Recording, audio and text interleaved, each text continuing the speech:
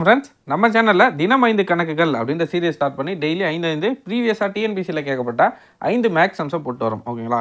இன்றைக்கி 18வது நாள். இன்றைக்கான 5 கேள்விகளை பார்க்கலாம். ஓகேங்களா? நேற்றுக்கு ஒரு தோழர் ஒருத்தவங்க அந்த ரீசனிங் சம் ஒன்று டவுட்டுன்னு சொல்லியிருந்தாங்க. அதாவது வந்து டைமண்ட் ட்ரையாங்கிளுக்கு டைமண்டுன்னு கொடுத்துருந்தாங்க, ஸ்கொயருக்கு என்ன வரும் அப்படின்ற மாதிரி ஒரு ரீசனிங் சம் இருந்துச்சு. அதை கடைசியாக பார்த்துடலாம். ஓகேங்களா? இப்போது ஃபஸ்ட்டு கொஸ்டினை பார்ப்போம். Find the LCM of the given expression. ஓகேங்களா? பின்வருவனவற்றின் மீ காண்க. ஓகேங்களா? 16 16m minus 12m square n square 8n square. First என்ன பண்ண போகிறோம்? நம்பருக்கு எல்சிஎம்மை கண்டுபிடிக்க போகிறோம். இல்லை, எல்சிஎம்க்கு 16 12 8 இந்த மைனஸ் இருக்குது. இந்த மைனஸ் என்ன பண்ண போகிறோன்னா ஆன்சரில் மைனஸ் வரும். இல்லை, இந்த மைனஸை நம்ம எதுவுமே பண்ண முடியாது. அதனால் வரப்போகிற ஆன்சரில் மைனஸ் அப்படியே போட்டுக்கலாம். இப்போ இருக்கிற நம்பரை அப்படியே நம்ம எல்சிஎம் மாடலில் போட்டு எல்சிஎம் கண்டுபிடிச்சிடும். 4வது வாய்ப்பாடு பார்க்கும்போதே தெரியுது. 4வது வாய்ப்பாடு 4 4 16, 3 4 12, 2 4 8. ஓகேங்களா? திரும்பவும் 2வது வாய்ப்பாடில் போட்டோன்னா 2 2 4, ஓர் 3 3 அப்படியே வரும், ஓர் 2 2. திரும்பவும் 2வது வாய்ப்பாடில் போட்டோன்னா 1 3 1. திரும்பவும் 3வது வாய்ப்பாடில் போட்டோன்னா 1 1 1. பாருங்கள், 4 2 8, 8 2 16, 16 3 48, 16 3 48. எல்சிஎம்னா இங்கே 1 1 1 வர வரைக்கும் போடணும். ஹெச்எஃப் இருந்தால் 3 நம்பரும் எந்த ஒரு நம்பரால் வகுப்படுதோ அதோடய நிறுத்திக்கணும். ஓகேங்களா? சப்போஸ் இந்த மாதிரி 4 3 2 வந்தால் இந்த 3 நம்பரும் ஒரே நம்பரால் வகுப்படாது. அதனால் இந்த நம்பருக்கான ஹெச்சிஎஃபாக 4 மட்டும்தான் இருந்திருக்கும். நம்ம கொஸ்டினில் எல்சிஎம் கேட்டிருக்காங்க, அதனால் 1 1 1 வர வரைக்கும் போடுறோம். அப்போது எல்சிஎம் நமக்கு என்ன கிடச்சிருக்கு? 48. நல்லா ஞாபகம் வச்சுக்கோங்க. 48 மைனஸ். ஓகேங்களா? இங்கே கொஸ்டினில் ஒரு மைனஸ் இருக்குது. அந்த மைனஸ் அப்படியே வரும். அந்த மைனஸை எதுவும் பண்ண முடியாது. மைனஸ் 48 அப்படியே இருக்குது. அடுத்ததாக பாருங்கள், எல்சிஎம்னாலே என்னென்னா இந்த மாதிரி கான்ஸ்டன்ட்ஸ் ஏதாச்சும் கொடுத்துட்டு XYZோ இந்த மாதிரி ஏதாச்சும் ஒரு லெட்டர்ஸை கொடுத்துட்டு அதோட பவரை கொடுத்துருந்தாங்கன்னா பவரில் எது பெருசாக இருக்கோ அதுதான் எல்சிஎம்மாக வரும். ஓகேங்களா? எல்சிஎம்மை பொறுத்த வரைக்கும் எது பவரில் பெருசாக இருக்கோ வேல்யூ அதுதான் எல்சிஎம்மாக வரும். ஹெச்சிஎஃப் கேட்டால் இருக்கிறதுலே கம்மி எதுவோ அதுதான் ஹெச்சிஎஃபாக வரும். கொஸ்டினில் எல்சிஎம் கண்டுபிடிக்கிறோம். அதனால் பாருங்கள், எம் இருக்குது, இங்கே எம் ஸ்கொயர் இருக்குது, இங்கே எதுவுமே இல்லை. ஓகேங்களா? அப்போது எம் பெருசா எம் ஸ்கொயர் பெருசான்னு பார்த்தா எம் ஸ்கொயர் தான் பெருசு. அப்போது மைனஸ் 48 ஆல்ரெடி இருக்குது, எம் ஸ்கொயர். அடுத்ததாக பாருங்கள், இதில் என் இல்லை, இதுலேயும் என் ஸ்கொயர் இருக்குது, இங்கேயும் என் ஸ்கொயர் இருக்குது. அப்போது என் ஸ்கொயர் ரெண்டுத்துலேயும் காமனாகவே என் ஸ்கொயர் தான் இருக்குது. அதனால் என் ஸ்கொயரை போட்டுக்கலாம். அப்போ ஆன்சர் என்ன? Minus 48 m square n square. ஓகேங்களா? ரொம்ப எளிமையான ஒரு கணக்கு தான். நம்பருக்கு ஃபஸ்ட்டு எல்சிஎம் கண்டுபிடிக்கிறோம். இந்த மைனஸ் எப்படி இருந்தாலும் கேள்வியில் வரும். ஓகேங்களா? ஆன்சரில் வரும். ஓகேங்களா? அந்த மைனஸ் வந்துடுச்சு. 16 12 8க்கு எல்சிஎம் எடுத்தோன்னா 48 வருது. இந்த எம் ஸ்கொயர் கம்பேர் பண்ணனா பெருசு எம் ஸ்கொயர் தான் பவரில், அதனால் எம் ஸ்கொயர். இங்கே என் ஸ்கொயர் இருக்குது, இங்கே என் ஸ்கொயர் இருக்குது, அதனால் என் ஸ்கொயர் போட்டுக்கிறோம். LCM minus 48 m square n square. அடுத்த கொஸ்டின் பாருங்கள். A car travels 90 kilometers in 2 hours 30 minutes. ஒரு மகிழுந்து 90 கிலோமீட்டர் தூரத்தை கடக்க எடுத்துக்கொள்ளும் நேரம் 2 மணி 30 நிமிடங்கள். பாருங்கள், 90 கிலோமீட்டரை எவ்வளோ நேரத்தில் கடக்கிறாங்க? 2 மணி 30 நிமிடங்கள். அப்போ 2 மணி நேரத்திற்கு 1 மணி நேரத்திற்கு 60 நிமிடம், 2 மணி நேரத்திற்கு 120 நிமிடம். அடுத்ததாக 2 மணி 30 நிமிடங்கள் கொடுத்துருக்காங்க. 2 hours 30 minutes. அப்போது இந்த 30 நிமிஷத்தையும் சேர்த்தனா மொத்தமாக 150 நிமிடங்கள். அப்போ 90 நிமிஷத்தை கடக்க 150 நிமிடங்கள் ஆயிருக்கு. ஓகேங்களா? அதே மகிழ்ந்து 210 கிலோமீட்டர் தூரத்தை கடக்க எடுத்துக்கொள்ளும் நேரம் எவ்வளவு? அப்போ 90 கிலோமீட்டருக்கு 150 நிமிஷம் ஆச்சுன்னா 210 கிலோமீட்டருக்கு எத்தனை நிமிடங்கள் ஆகும்? அதுதான் கண்டுபிடிக்க போகிறோம். எத்தனை நிமிடங்களை எக்ஸ்னு வச்சுருக்கோம். இப்போ என்ன பண்ண போகிறோம்? அப்படியே cross multiply.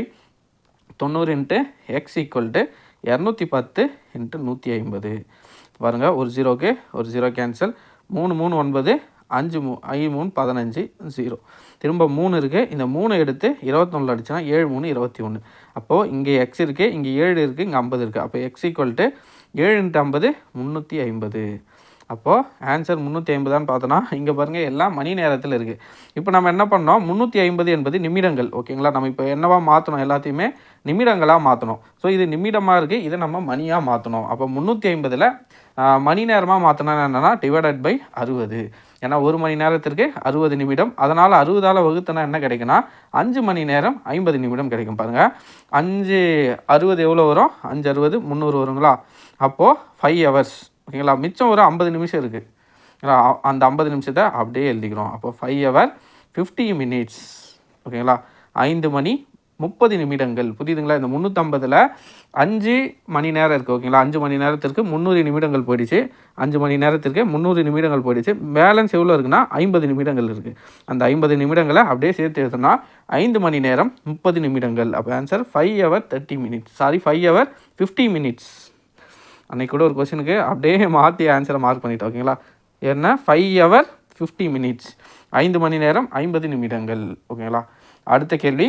Stephen invested ₹10,000 in a saving bank that earned 2% simple interest. Find the interest earned in the amount was kept in the bank for 4 years. ரொம்ப எளிமையான ஒரு கேள்வி. ஸ்டீபன் என்பவர் தனது வங்கியின் சேமிப்பு கணக்கில் 10,000ஐ 2% தனி வட்டி வீதத்தில் முதலீடு செய்தார் எனில் 4 ஆண்டுகளின் முடிவில் அவர் பெறும் தனி வட்டி எவ்வளவு? ரொம்ப எளிமையான கேள்வி. எவ்வளோ? 10,000 ரூபாய்க்கு 2% வட்டி வீதத்தில் 4 வருஷத்துக்கு எவ்வளோ வட்டி? தனி வட்டி. தனி வட்டினாலே ஃபார்முலா என்ன? SI simple interest equal to PNR/100. P என்ன? 10,000. ஓகேங்களா? வருஷம் வந்து 4 வருஷம். என்ன? Number of years. அடுத்தது ஆர்னா ரேட் ஆஃப் இன்ட்ரெஸ்ட் 2%. அதுபடி போட்டோன்னா 10,000 பிக்கு என்னுக்கு 4 வருஷம், ஆருக்கு 2% வட்டி. PNR/100. 2 0க்கு 2 0 அடிச்சோன்னா 100 × 4 400, 400 × 2 800. அப்போ வட்டி எவ்வளோ? 800 ரூபாய். ஓகேங்களா? ரொம்ப எளிமையான ஒரு கேள்வி. ஓகேங்களா? வட்டி எவ்வளோனா 800 ரூபாய். அடுத்ததா இந்த கொஸ்டினை பார்ப்போம். 15 ஆண்கள் ஒரு வேலையை முடிக்க 40 நாட்கள் எடுத்துக்கொள்வர் எனில் அவர்களுடன் மேலும் 15 ஆண்கள் சேர்ந்தால் அதே வேலையை முடிக்க எத்தனை நாட்கள் ஆகும்? If 15 men take 40 days to complete a work, how long will it take if 14 more men join them to complete the same work? 15 ஆண்கள் ஒரு வேலையை செய்கிறாங்க, 40 நாளில் அந்த வேலையை முடிச்சிடறாங்க. ஓகேங்களா? மேலும் என்ன சொல்கிறாங்கன்னா இன்னொரு 15 பேரை சேர்த்துக்கோங்க. அப்போது 30 பேர் ஆயிடுறாங்களா? 15 கூட இன்னொரு 15 பேர், மேலும் ஒரு 15 ஆண்கள். ஓகேங்களா? அப்படி செஞ்சால் வேலை எத்தனை நாளில் முடியும்? சிம்பிளாக யோசிச்சோன்னா, லாஜிக்காக யோசிச்சோன்னா 15 பேர் 15 ஆண்கள் 40 நாளில் முடிக்கிறாங்கன்னா இன்னொரு 15 ஆண்கள். ஓகேங்களா? டபுள் ஆகுதுங்களா? அப்போ டபுள் ஆகுனா நாட்கள் என்ன ஆகும்? பாதியாக குறைஞ்சிரும். அப்போ ஆன்சர் 20. இது வந்து லாஜிக்கான நம்ம சால்வ் பண்ணுறது. ஓகேங்களா?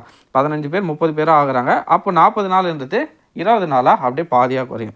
இங்கே டபுள் ஆகுது, அங்கே அப்படியே பாதியாக குறையுது. இது லாஜிக்கல். நம்ம ப்ரொசீஜர் படி போட்டோன்னா என்ன வரும்னா 15 ஆண்கள் 40 நாளில் வேலையை முடிக்கிறாங்க. மேலும் 15 ஆண்கள் சேர்ந்து 30 ஆண்கள் எத்தனை நாளில் முடிக்கிறாங்க? இப்படி போட்டு நம்ம என்ன பண்ணுவோம்? இப்படி கிராஸ் மல்டிப்ளை பண்ணி போடுவோம். ஓகேங்களா? ஆனால் இப்படி போட்டால் ஆன்சர் வராது. என்ன சார் இப்படி சொல்கிறீங்கன்னா? எஸ், ஏன்னா இந்த கொஸ்டினில் ஒரு சின்ன ட்விஸ்ட் இருக்குது. பட் ரொம்ப காம்ப்ளிகேட்டடாக இருக்காது, சிம்பிளாக இருக்கும். 15 ஆண்கள் 40 நாளில் முடிக்கிறாங்க. 30 ஆண்கள் எத்தனை நாளில் முடிப்பாங்க? இப்போ 15 ஆண்கள் ஃபஸ்ட்டாக 15 ஆண்கள் இருக்காங்க, அடுத்ததாக 30 ஆண்களாக மாறுறாங்க. அப்போது ஆண்களோட எண்ணிக்கை கூடுது.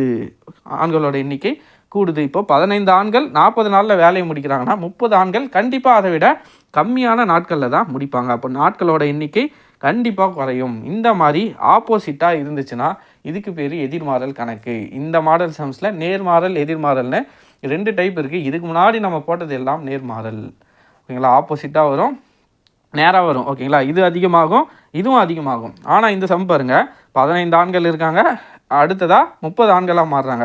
அப்படி மாறினா நாட்கள் வந்து குறையும். 40 நாள்லேருந்து கண்டிப்பாக குறையும். ஓகேங்களா? அதனால் இந்த மாதிரி ஏரோ மார்க் அல்லது லாஜிக்காக நீங்கள் புரிஞ்சுக்கிட்டிங்கன்னா கூட சரி, 15 ஆண்கள்லேருந்து 30 ஆண்களாக மாறுது, 40 நாட்கள்லேருந்து கண்டிப்பாக குறைய தான் போகுது. அப்போது இந்த மாதிரி ஆப்போசிட் டைரெக்ஷனில் வந்தால் இதுக்கு நம்ம என்ன பண்ணணும்னா இருக்கிறத அப்படியே பெருக்கிக்கணும்.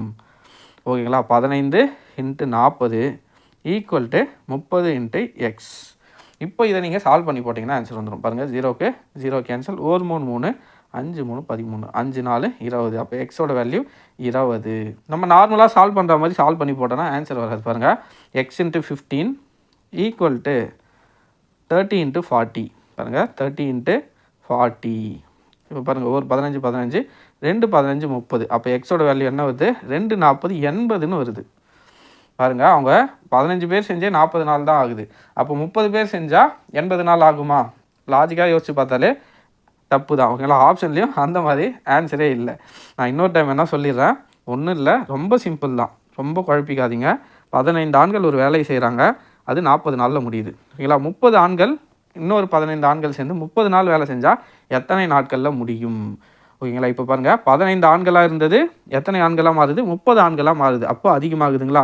அப்போ ஏரோ மார்க் மேலே. ஓகேங்களா? பாருங்கள், 40 நாட்கள், 15 பேர் செஞ்சாலே 40 நாளில் வேலை முடியுதுன்னா 30 பேர் செஞ்சால் கண்டிப்பாக நாட்கள் குறைய தான் செய்யும். இந்த மாதிரி இது அதிகமாகி இன்னொரு சைடு கம்மியானால் அது எதிர்மாறல் கணக்கு. அப்படியே நம்ம பெருக்கி இடையில் ஈக்குவல் டு போட்டு சால்வ் பண்ணிங்கன்னா சால்வ் பண்ணிடலாம். ஓகேங்களா, இதுதான் நேர்மாறல் எதிர்மாறல் கணக்கு. ஓகேங்களா, புரிஞ்சிருக்குன்னு நினைக்கிறேன். அடுத்த question, find the difference between simple interest and compound interest on ₹1200 for 1 year at 10% annum reckoned of yearly. ஆண்டுக்கு 10% வட்டி வீதம் ஓர் ஆண்டுக்கு 1200 வட்டி அரை ஆண்டிற்கு ஒரு முறை கணக்கிடப்பட்டால் தனி வட்டிக்கும் கூட்டு வட்டிக்கும் உள்ள வித்தியாசம் என்ன? இதுக்கு முன்னாடி நம்ம தனி வட்டிக்கும் கூட்டு வட்டிக்கும் உள்ள வித்தியாசம்னு 2 வருஷம் 3 வருஷம் பார்த்துருப்போம். ஓகேங்களா, இப்போ என்னென்னா ஒரே வருஷத்தில் ஆண்டுக்கு இருமுறை, ஓகேங்களா, ஆண்டுக்கு ஒரு முறையா, ஆண்டிற்கு ஒரு முறை, அரை ஆண்டிற்கு ஒரு முறை, அரை ஆண்டிற்கு ஒரு முறைனா வருஷத்துக்கு 2 முறை, வருஷத்துக்கு 2 முறை கணக்கிட சொல்கிறாங்க. இதுக்கு முன்னாடி நம்ம பார்த்ததுலாம் 2 வருஷம் 3 வருஷத்துக்குலாம் ஃபார்முலா பார்த்துருப்போம், P/R/100 ஓகேங்களா. அந்த மாதிரி இல்லாமல் இந்த சம்மம் எப்படின்னா நம்ம நார்மலாக தனி வட்டி எப்படி கண்டுபிடிப்போமா அதை கண்டுபிடிச்சி ஒரு வேல்யூ கண்டுபிடிக்கணும், வட்டி எவ்வளோ வருதுன்னு பார்க்கணும். அதுக்கு அடுத்ததாக கூட்டு வட்டி கண்டுபிடிச்சி அதோட வேல்யூவை ரெண்டுத்தையும் கழித்து பார்த்தோன்னா நமக்கான ஆன்சர் கிடைக்கும். ஓகேங்களா, இப்போ தனி வட்டிக்கு ஃபஸ்ட்டு ஆன்சர் கண்டுபிடிச்சிருவோம். இது எவ்வளோ? ₹1200 அசல். அடுத்ததாக அரை ஆண்டிற்கு ஒரு முறை வட்டி கணக்கிடப்பட்டால், தனி வட்டிக்கு போயிட்டோன்னா நம்ம வருஷ வட்டி தான் கணக்கு. ஓகேங்களா, இந்த அரை ஆண்டு வட்டிலாம் கணக்கிலே வராது. அப்போது ஒரு வருஷம்தான், ஏன்னா ஆண்டிற்கு அவங்க அரை ஆண்டிற்கு ஒரு முறை கொடுத்துருந்தாலும் தனி வட்டிக்கு என்ன வரும்னா ஒரே வருஷம் தான் வரும். ஓகேங்களா, ஆக மொத்தத்தில் தனி வட்டிக்கு வருஷம் தான் கணக்கு, ஒரே வருஷம். ஓகேங்களா, 1 6 சதவீதம் 10 / 100. இப்போ கண்டுபிடிச்சோன்னா வட்டி எவ்வளோ வரும்? 2 0க்கு 2 0 கேன்சல், 12 × 10 120. அப்போது ₹120, சிம்பிள் இன்ட்ரெஸ்ட் ₹120. ஓகேங்களா, அப்போ அசல் எவ்வளோ? ₹1200. அப்போ 1200ஐயும் 120ஐயும் கூட்டினா மொத்த தொகை எவ்வளோ கிடைக்கும்? ₹1320 கிடைக்கும் தனி வட்டியில். ஞாபகம் வச்சுக்கோங்க, தனி வட்டியில் எவ்வளோ? ₹1320. ஏன் நம்ம அசல் கூட சேர்த்து போகிறோன்னா, ஏன்னா கூட்டு வட்டி நமக்கு எப்பவுமே அசல் கூட சேர்த்து தான் கிடைக்கும். ஓகேங்களா, அதை கம்பேர் பண்ணுறதுக்காக தான் இப்போ நான் என்ன பண்ணிட்டேன், அசல் கூட அந்த ₹120 சேர்த்து ₹1320 போட்டேன். ஓகேங்களா, இப்போது கூட்டு வட்டி கண்டுபிடிக்க போகிறோம்.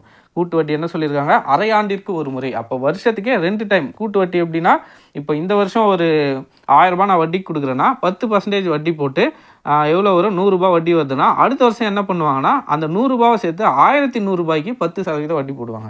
ஓகேங்களா, அதுதான் கூட்டு வட்டியோட பேசிக் கான்செப்ட். இங்கே பாருங்கள், ₹1200. இதுக்கு ஃபார்முலா என்னென்னா A = P × 1 + R/100 N. இது வந்து ஜென்ரல் ஃபார்முலா. இப்போ நம்ம கண்டுபிடிக்க போகிறது அரை ஆண்டுக்கு ஒரு முறை, அரை ஆண்டிற்கு ஒரு முறை. அப்போ வருஷத்துக்கு எத்தனை முறை வட்டி கணக்கிடுவாங்கன்னா 2 டைம் வட்டி கணக்கிடுவாங்க. அப்போது இங்கே 100 2 டைம் கணக்கிடுறதால இங்கே 100 என்பது 200 மாறிடும். 2 × 100ன்னு வரும், 200 மாறிடும். மேலே பார்த்தோன்னா எண் இருக்குது, எண் இருக்கிற இடத்துல என்னவா போட்டுக்கணும்? நம்ம வருஷத்துக்கே 2 டைம் கண்டுபிடிக்க போகிறோம், அதனால் 2. ஓகேங்களா, மேலே ஃபார்முலா எப்படி மாறிச்சு பாருங்கள். A = P × 1 + R/100 whole power என்னன்னு வரும். நம்ம 2 வருஷத்துக்கு 2 டைம் கணக்கிட போகிறோம், அதனால் 100 வந்து 2 × 100 200 மாறிடும். மேலே இருக்கிற எண், ஓகேங்களா, நம்ம 2 டைம் வருஷத்துக்கே 2 டைம் வட்டி கணக்கிட போகிறோம்ல, அதனால் மேலே 2 போட்டோம். இப்போது இருக்கிற வேல்யூவை அப்படியே சப்ஸ்டியூட் பண்ணுங்கள். P அசல் எவ்வளோ? ₹1200. 1 + ஆரோட வட்டி சதவீதம் எவ்வளோ? 10%. அப்போ 10/200 ஹோல் பவர் 2. ஓகேங்களா, 1200 200 × 1 200 200 + 10 210. அப்போ 210/100 ஸ்கொயர் இருக்கிறதுனால 2 டைம் எழுதிக்கலாம், 210/200. ஓகேங்களா, இப்போ பாருங்கள், 2 0க்கு 2 0 கேன்சல், இன்னொரு 0க்கு இன்னொரு 0 கேன்சல், இன்னொரு 0க்கு இன்னொரு 0 கேன்சல், மிச்சம் என்ன இருக்குது? 12 இருக்குது. அடுத்ததாக இங்கே 21 இருக்குது, இங்கே ஒரு 21 இருக்குது, இங்கே 2 2 இருக்குது. அதில் இந்த 2 வச்சோன்னா கேன்சல் பண்ணலாம். ஒரு 2 2 6 2 12. திரும்ப இந்த 2 எடுத்து அடிச்சுன்னா 3. அப்போ பேலன்ஸ் என்ன இருக்குது? 3 இருக்குது. இங்கே ஒரு 21 இருக்குது, இங்கே ஒரு 21 இருக்குது. 21 21 21 ஸ்கொயர் என்ன வரும்? 441. 21 ஸ்கொயர் 441. இப்போ என்ன பண்ண போகிறோம்? மிச்சம் இருக்கிற 3. ஓகேங்களா, மிச்சம் என்ன இருக்குது? 3 இருக்குது, அதால் பெருக்க போகிறோம். 1 3 3 4 3 12. பேலன்ஸ் 1 4 3 12 + 1 13. அப்போ இதுக்கான வட்டி கூட்டு வட்டி முறையில் கண்டுபிடிச்சோன்னா இந்த ₹1200 10% வட்டிக்கு எவ்வளோ வருதுன்னா காம்பவுண்ட் இன்ட்ரெஸ்ட்டில் ₹1323. எவ்வளோ வந்துச்சு? ₹1323. ஏன் நம்ம சிம்பிள் இன்ட்ரெஸ்ட்டுக்கு இப்போது அசல் தொகையோட கூட்டி போட்டோன்னு தெரியுதுங்களா? இப்போ நம்ம கம்பேர் பண்ணுறதுக்கு ஈஸியாக இருக்கும். பாருங்கள், ₹1320 ₹23. அப்போ வித்தியாசம் எவ்வளோ? வெறும் ₹3. அப்போ ஆப்ஷனில் இருக்கா பாருங்கள், எஸ், ஆப்ஷன் பி ₹3. ஓகேங்களா, ₹3 தான் தனி வட்டிக்கும் கூட்டு வட்டிக்கும் இருக்கிற வித்தியாசம். இப்போ நம்ம அந்த ரீசனிங் சம்ஸ்க்கு வரும். ஓகேங்களா, ரீசனிங் சம்ஸ் வந்து நேற்றுக்கு போட்டு நல்லா அது ஒன்றும் இல்லை. எப்படி கொடுத்துருப்பாங்கன்னா ரெக்டாங்கிள்னு கொடுத்துட்டு ஸ்கொயர்னு கொடுத்துட்டு இங்கே வந்து டைமண்டு கொடுத்துருப்பாங்க. ஓகேங்களா, அடுத்ததாக 4 டாட் வச்சு சர்க்கிள் வச்சு அடுத்ததாக என்ன வரும் அப்படின்னு கேட்டிருப்பாங்க. நேற்றுக்கு நம்ம சொன்ன ஒரு மாடல் அது வேறு மாடல். ஓகேங்களா, அது என்னென்னா ஷேப்பு வச்சு ஒரு எக்ஸ்ப்ளனேஷன் கொடுத்துருந்தாங்க. பட் அது புரியலன்னு சொன்னதால் இப்போ இன்னொரு எக்ஸ்ப்ளனேஷனும் இருக்குது இதுக்கு. ஓகேங்களா, இது கண்டிப்பாக ஈஸியாக புரியும். ஒன்றும் இல்லை, ஸ்கொயர் இப்படி இருக்குங்களா, டைமண்டு இப்படி இருக்கும், டைமண்டோட ஷேப் இப்படி இருக்கும், சர்க்கிளோட ஷேப் இப்படி இருக்கும். இப்போ என்ன பண்ண போகிறோன்னா இந்த ஸ்கொயரில் 2 பக்கத்தை நம்ம இழுக்க போகிறோம். ஓகேங்களா, இந்த பக்கத்தையும் இழுத்தோன்னா நமக்கு இந்த மாதிரி ஒரு ஷேப் கிடைக்குங்களா. 2 பக்கத்தை நம்ம புல் பண்ணி இழுத்தோன்னா நமக்கு இந்த மாதிரி டைமண்ட் ஷேப் கிடைக்கும். அதே மாதிரி சர்க்கிளை இந்த பக்கமும் நம்ம பிடிச்சி இழுத்தோன்னா நமக்கு ஓவல் ஷேப் கிடைக்கும்.